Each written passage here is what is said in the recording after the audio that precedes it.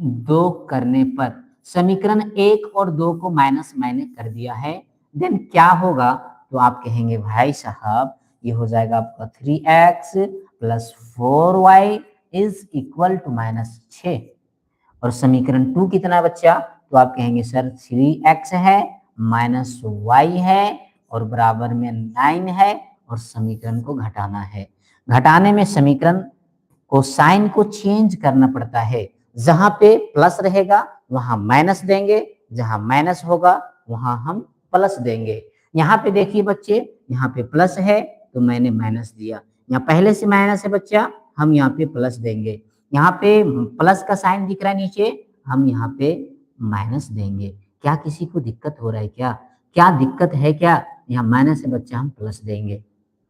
अब देखिए बच्चा ये आपका कट जाएगा, प्लस 3x के साथ माइनस 3x कैंसिल हो जाएगा, ये प्लस 4y और plus y is equal to हो जाएगा आपका 5y हो जाएगा।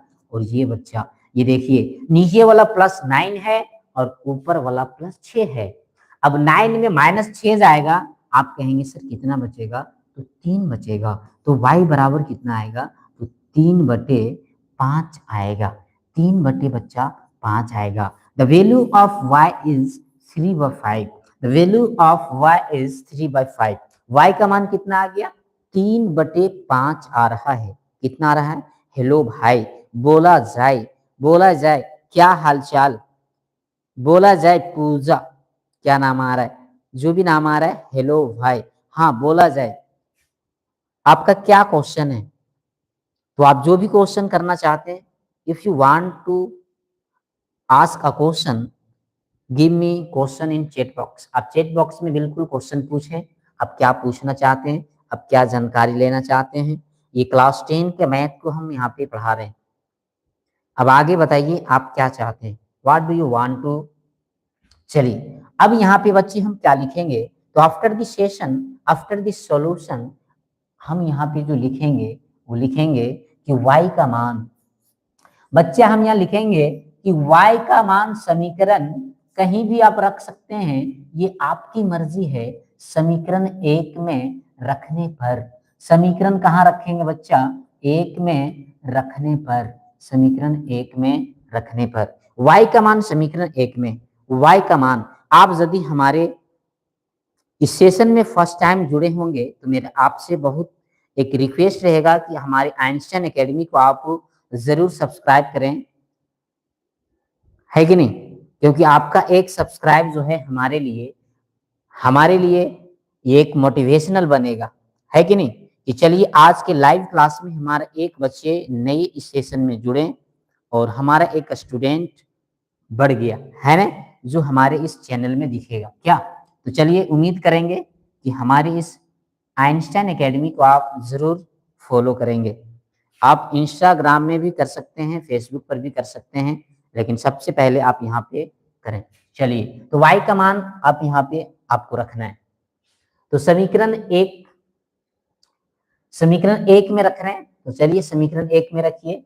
तो समीकरण 1 क्या है?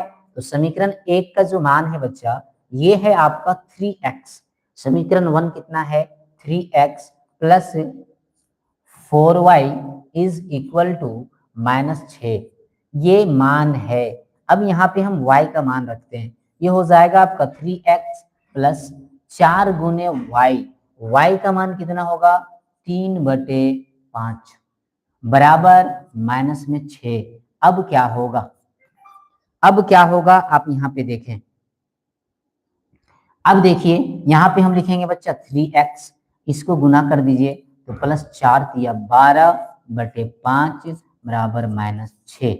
अब यहाँ पे एलसीएम लीजिए या फिर उसको उधर ले जाइए, वो आप पर डिपेंड करेगा। 1 और 5 का एलसीएम लेंगे बच्चा 5 आएगा, 1 बचे 5, 5 दिया 15x, प्लस है तो प्लस, 5 एकम 5, 12 एकम 12 -6। नीचे बच्चा कुछ नहीं है, हम यहाँ पे 1 डाल सकते हैं और आसानी से बनाएंगे। अब देखिए क्रॉस मल्टी करेंगे तो after the cross multiplication we have find 15x plus 12।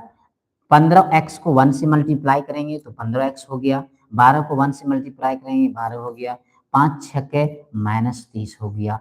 अब क्या होगा, अब देखिए 15x